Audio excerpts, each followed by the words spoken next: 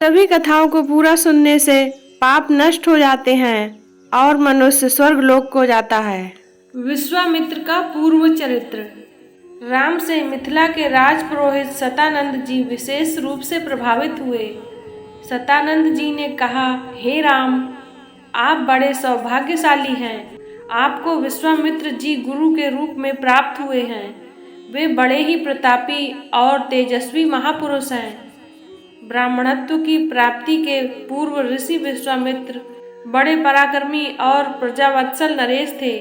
प्रजापति के पुत्र कुश, कुश के पुत्र कुशनाभ और कुशनाभ के पुत्र राजा गाधी थे। ये सभी सूरवीर, पराक्रमी और धर्मपरायण थे। विश्वामित्र जी उन्हीं गाधी के पुत्र हैं। एक बार राजा विश्वामित्र अपनी सेना के साथ वशिष्ठ ऋषि के आश्रम में गए। चूंकि उस समय वशिष्ठ जी ईश्वर भक्ति में लीन होकर यज्ञ कर रहे थे, विश्वामित्र जी ने उन्हें प्रणाम करके वहीं बैठ गए। यज्ञ क्रिया से निवृत्त होने पर वशिष्ठ जी ने विश्वामित्र जी का आदर सत्कार किया और उनसे कुछ दिन आश्रम में रहकर आतिथ्य ग्रहण करने का अनुरोध किया।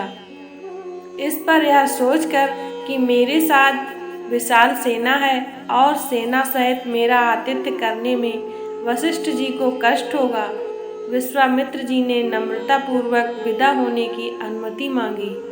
किंतु वशिष्ठ जी के अत्यधिक अनुरोध करने पर थोड़े दिन के लिए राजा विश्वामित्र को उनका आतिथ्य स्वीकार करने के लिए विवश होना पड़ा। राजा विश्वामित्र के आतिथ्य स्वीकार कर लेने पर वशिष्ठ जी ने कामधेनु गौ का आह्वान किया और उससे विश्वामित्र तथा उनकी सेना के लिए 6 प्रकार के व्यंजन तथा समस्त प्रकार की सुविधाओं की व्यवस्था करने की प्रार्थना की।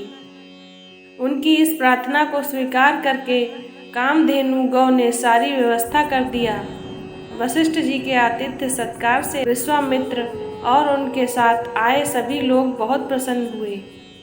कामधेनु गौ का चमत्कार देखकर विश्वामित्र के मन में उस गाय को प्राप्त करने की इच्छा जागृत हुई और उन्होंने वशिष्ठ जी से कहा, कामधेनु जैसी गाय तो किसी वनवासी के पास नहीं, वरन राजा महाराजाओं के पास ही शोभा देती हैं। अतः आप इसे मुझे दे दीजिए। इसके बदले में मैं आपको सहस्त्रों स्वर्ण मुद्राएं दे सकता हूँ।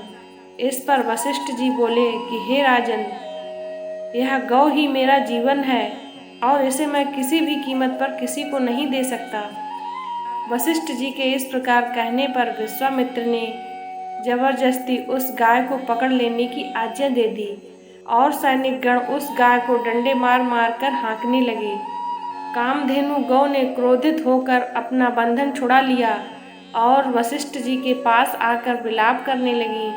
वशिष्ठ जी बोले कि हे कामधेनु, मैं इस राजा को श्राप भी नहीं दे सकता, क्योंकि यह राजा मेरा अतिथि है और इसके पास विशाल सेना होने के कारण इससे युद्ध में भी विजय प्राप्त नहीं कर सकता हूँ। मैं अत्यंत विवश हूँ। वशिष्ठ जी के इन वचनों को सुनकर कामधेनु ने कहा, हे महर्षि, क्या एक ब्राह्मण के बल के सामने क्षत्रिय का बल कभी श्रेष्ठ हो सकता है? आप मुझे आज्ञा दीजिए, मैं एक क्षण में इस क्षत्रिय राजा को उसकी विशाल सेना सहित नष्ट कर दूंगी। कोई अन्य उपाय न देखकर वशिष्ठ जी ने कामधेनु को अनुमति दे दी। आज्ञा पाते ही कामधेनु ने योग बल से सैनिकों की एक सेना उत्पन्न कर दी और वह सेना विश्वामित्र की सेना के साथ युद्ध करने लगी। विश्वामित्र जी ने अपने पराक्रम से समस्त सेना का विनाश कर डाला। इस पर कामधेनु ने सहस्त्रों शक, हूण, वर्ण, यवन और कम्बोज सैनिक उत्पन्न कर दिए। जब विश्वामित्र ने उन सैनिकों का भी वध कर डाला तो कामधेनु ने मारक शस्त्रों से युक्त अत्यंत पराक्रमी योद्धाओं को उत्पन्न किया, जिन्होंने शीघ्र ही राजा विश्वामित्र की सेना को गाजर मूली की भांति काटना प्रारंभ कर दिया।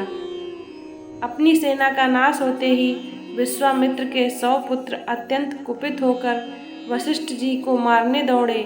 परिणाम यह हुआ कि वशिष्ठ जी ने उनमें से एक पुत्र को छोड़कर शेष सभी पुत्रों को भस्म कर दिया।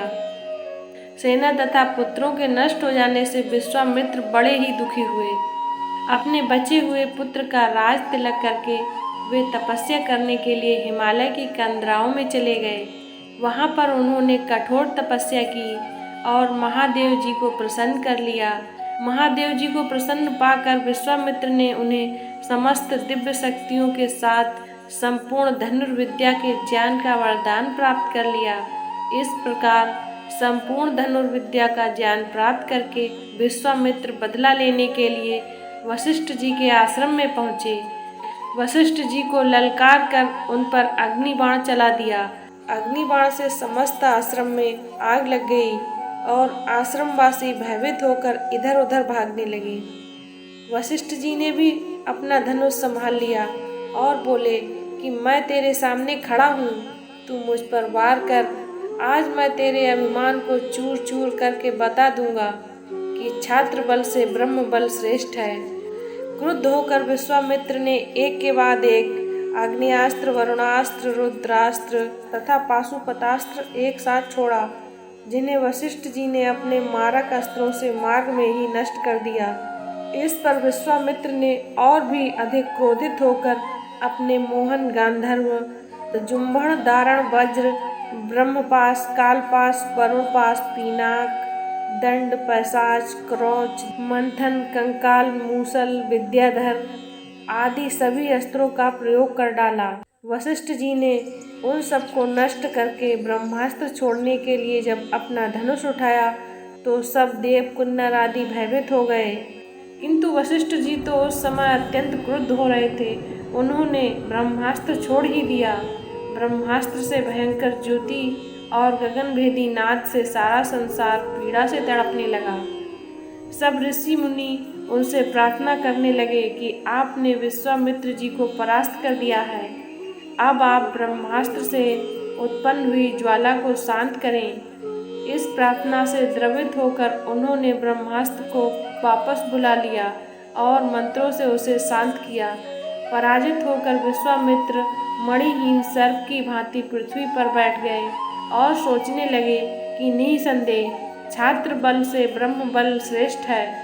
अब मैं तपस्या करके ब्राह्मण की पदवी और उसका तेज प्राप्त करूंगा। इस पर विचार करके वे अपनी पत्नी सहित दक्षिण दिशा की ओर चल दिए। उन्होंने तपस्या करते हुए अन्न का त्याग करके केवल फलों पर जीवन यापन करना प्रारंभ कर दिया।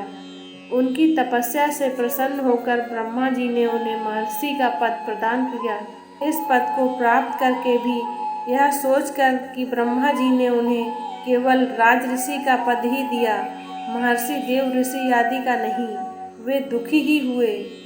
वे विचार करने लगे कि मेरी तपस्या अब भी अपूर्ण है, मुझे एक बार फिर से घोर तपस्या करनी चाहिए। ऐसी ही ज्ञानवर्धक कथा सुनने के लिए हमारे चैनल को ज़्यादा से ज़्यादा लाइक, शेयर एंड सब्सक्राइब करें। जय श्री राम।